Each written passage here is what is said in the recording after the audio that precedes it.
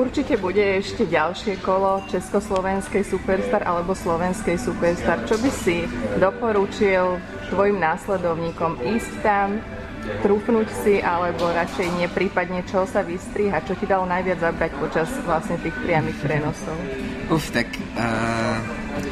Určite by som akože odporúčal, pretože mne tiež strašne veľa ľudí vravilo, že nie, ale je to fakt skúsenosť, stále sa tam motajú ľudia, ktorí sú v tomto, neviem, či to môžem nazvať, že biznise, fakt, že skvelí, sú v tom najlepší, už len od tých producentov až po vizážistov, kostýmérov, kameramanov, všetci sú fakt skvelí a už len toto je, z tohto som mal ja vlastne zážitok v tom prvom castingu, že byť s nimi, prehodiť si s nimi slovíčko, možno spoznať nových ľudí, o tom je vlastne celá Superstar.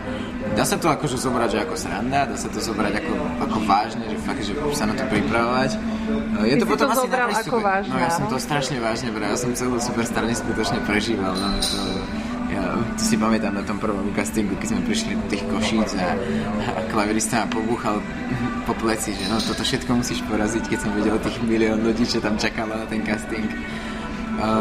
Je to o šťastí hlavne. Ja si myslím, že mám taký pocit, že bolo tam dosť lepších spevákov ako ja a nedostali sa možno.